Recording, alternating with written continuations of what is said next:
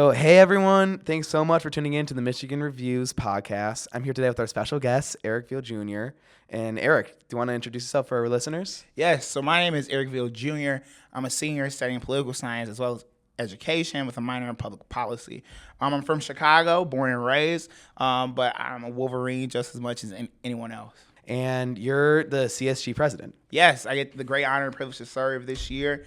Been in student government 3 years and looking forward to making this one the greatest year of all. Yes, sir. So, for those that are new to the school or just aren't aware what CSG does, do you want to explain how student government at Michigan works and why students should get involved with it? Yes, so central student government is split into 3 branches, the executive, legislative, and judicial. We have elections in November as well as March. Our structure is very similar to the federal government. Our key job is to bridge students and as well as administration. And that's really important to us and to make sure that students know what's going on campus, as well as administration knows what students would like.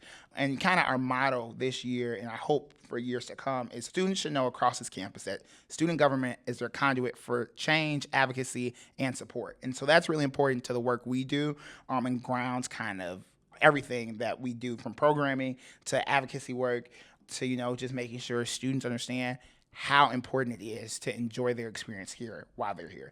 Why you should get involved? I mean, I'm biased. I've been involved for about 3 years now, but there's so many ways to get involved, whether that be running for a position. If you're a freshman, we have our internship, so you should be on the lookout for that, as well as applying to work in my executive team. But it's so important to understanding that you can have so much tangible impact on campus, as well as you're advocating for students.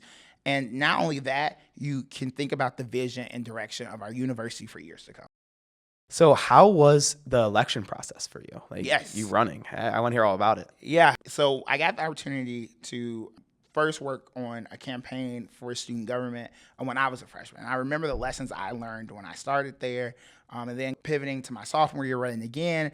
And then my junior year, I helped run our midterm elections in November to really get more students involved in student government who cared about funding student orgs. My vice president started this party called Empower. And we looked at it not only as a party, but as a movement. And that was really important to the work we did to increase visibility to student government, as well as make sure that people across our campus understood that Empower was not just about funding student orgs, but it's about advocating for students, helping students make sure that they have the basic needs they need to be successful at our institution. So running is a great thing. I love campaigning. I love getting out there to talk to students, and I think it was one of the greatest election years we've had. That's awesome. Is campaigning something that you want to get involved in your own career, like after Michigan? Yes. So I got the opportunity to work for a presidential campaign in 2024. And so getting to work for the candidate then and traveling and, holding rallies and doing operational work of figuring out how to get a candidate from point A to point B in 12 hours was a fun time, but it's also stressful. But I do hope to continue my work on campaigns as well as in the political sphere. That's awesome. So now that you're president and you've started this new term, how have your achievements prepared you? Or first of all, what have you achieved so far, and how have those achievements prepared you for what's in the future? Yeah, so like I said before, I've been involved in student government for almost 3 years now, and I served on the legislative side, and I've served in multiple leadership capacities while I was on the legislative side. And a lot of my bills had a lot to do with bringing diverse perspectives into the room. And so a plethora of them were dedicated to how do we connect with student orgs across campus, how do we make sure student government is accessible to students across campus, and how do we make sure that when students come to the table that they know they're heard and they're seen and that we're actually implementing what they're talking about. So a lot of those things have kind of shaped kind of my perspective, as well as since becoming president. I've worked a lot on internal reforms, which are super important to, making sure that we have a working student government, but also making sure that we're working together across campus. Cool. Is there did student orgs come to you to try to get more represented, or was there one specific moment where I'm actually making a change? Yes. So I would say there's been a few moments like that. And I think one of them is, looking at the work that has been done when it comes to our Lyft partnership. Students across campus can get discounted rates on their Lyft, and that's through advocacy work that student government has done for years. And that's super important when you think about kind of the overarching goal of student government is to better the lives of students across campus. And so that's one of the ones that I was able to take a step back and say, wow, look at the work we've done. But as well as, when I started student government, I was one of 2 Black students in student government.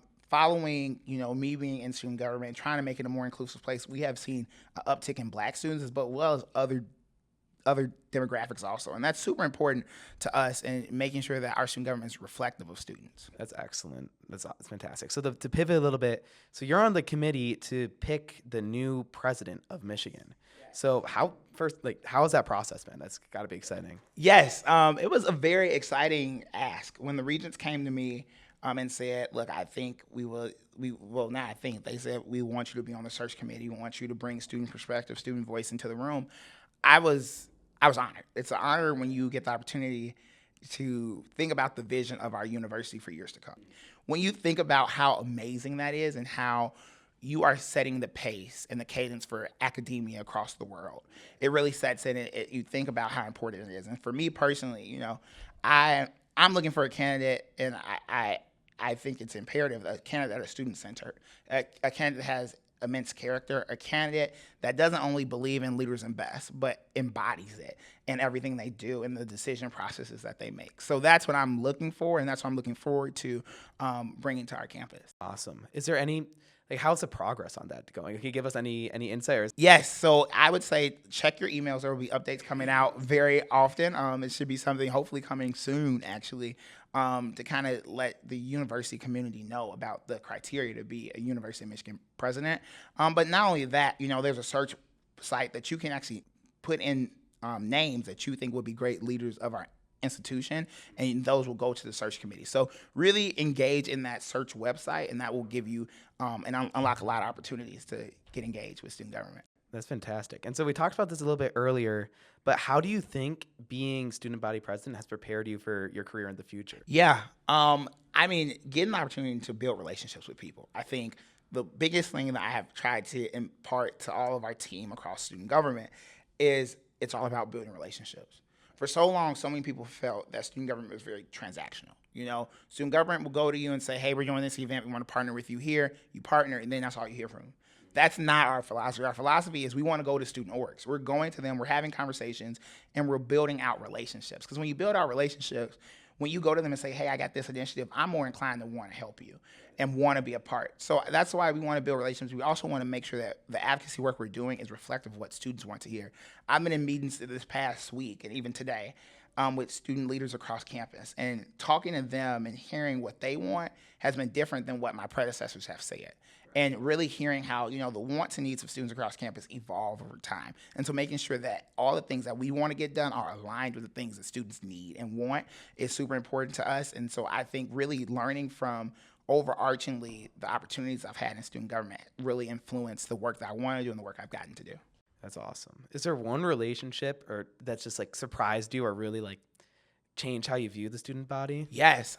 One relationship, that's really hard. And I'm trying to think which one. You want to be diplomatic. Yeah, you want to be diplomatic. I don't want to shout out one org and not shout out all of them because I've enjoyed talking to all of them. But one, I will say this. Interim President Grasso, for example, day one of being announced as our interim president, took the opportunity to send us an email. Wow. And that's unheard of in higher education.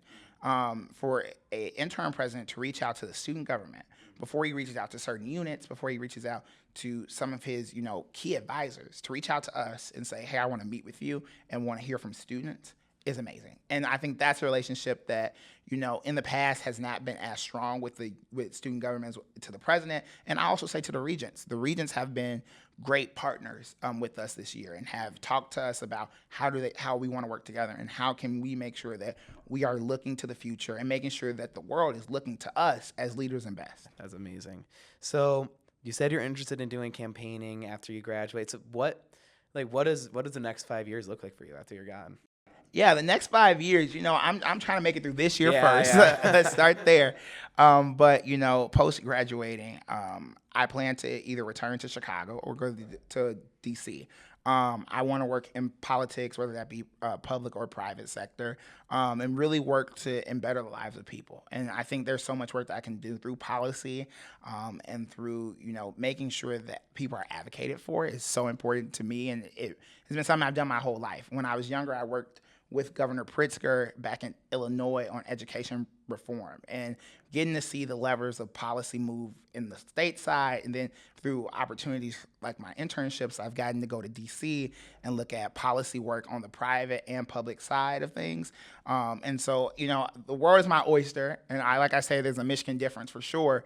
And so I look forward to seeing what comes next. That's fantastic. Is education reform what you're most, or what sort of policy do you think you're most passionate? Yeah, education reform is super important to me. My mom's a teacher. My grandma is a retired teacher. And my whole family is educators. So for me, education has always been a key piece to me.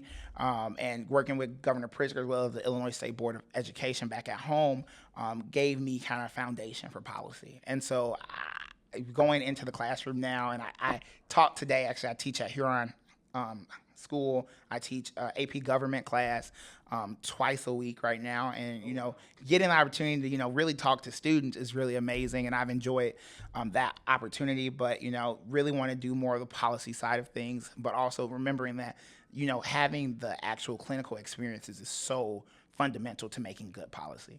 So I'm curious. My mom's a teacher too. Really? So yeah. She teaches 6th through 8th social studies. Nice, very nice.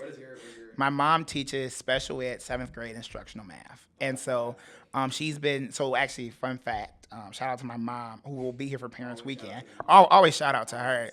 She has taught at her school now for over 30 years, and so taught at the same school.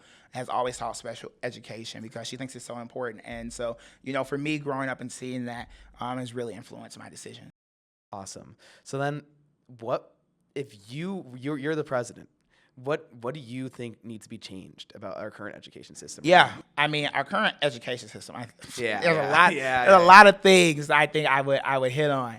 But I think one huge one is making sure that civic inculcation is at the key and the point of why we have school, and making sure that we are teaching students not just information to regurgitate for an exam, but teaching students how to be good civic engaged people. And I think that's so important to realizing what we want to create in all people across our country and make them more engaged in politics, as well as just day-to-day civic life that people don't often think is civic life, but that very much is at the root of all kind of the issues that we've seen in society right now. Okay, yeah. And then, so I guess I just mentioned if you're president. So I guess, what is your dream job? My dream job? Yeah, wow. My dream job right now is to be the president of our institution. Yes, right sir. now, Yeah. president right now. CSG first. Oh yeah, CSG first. But if I could do any job, and I hope one day I get the opportunity to, I would love to be a senator or a governor, to get to do policy and to feel the tangibleness. This summer I got the opportunity to talk to Governor Wes Moore, and talking to him, he talked about the opportunity to talk to someone on the campaign trail and hear their story and take it in and say, okay, I want to help you, but then to be able to turn around and do the work. And I think that's super important, and that really meant a lot and resonated with me. When I was campaigning for this position, I was, talking to students across campus, sitting down, having dinners, and saying, look, tell me what you want. And now to be in the position to actually make it happen is amazing. So for me, I think that would be either a senator or a governor. Okay, that's incredible. And so, I kind of want to get into you now. Yes. So beyond being CSG president, what other clubs and organizations are you involved in? Yes, so I'm a member of BSU. I'm also a member of Michigan Political Consulting. I'm a founding member of Omega, the first mental health fraternity. That's an awesome name. Yes, the first mental health fraternity in the country and in the world, as far as we are aware. And being a founding member of that has been an amazing opportunity. And it's also given me the opportunity to see what it's like to start a club and to see what a lot of our clubs deal with when they're trying to go through the process of forming a club, finding funding, and being a part of our Michigan campus community. Yeah, right. And then you're about to graduate. Yes. What do you think you're gonna miss most? Oh, I mean, this is cliche, but the people. I mean, Yeah, of course.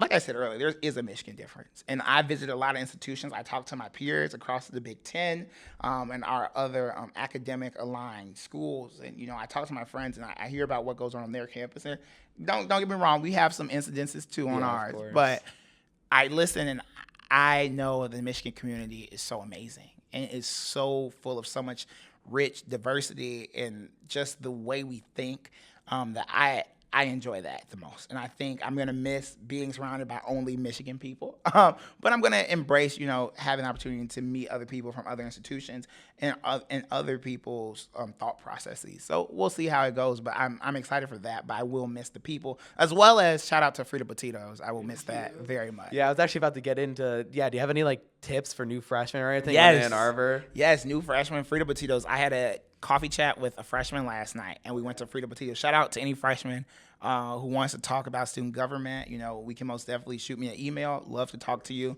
And that goes for any student on campus. But I would say most definitely Frida's one of my favorite places to eat. I'm a big boba person. I probably get boba probably 3 times a week.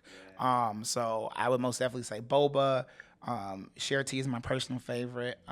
But yeah, so most definitely those are kind of some things that I enjoy the most. Yeah, that's pretty much all I got here. So All right, perfect. Well, thank you very much. Thanks for having me.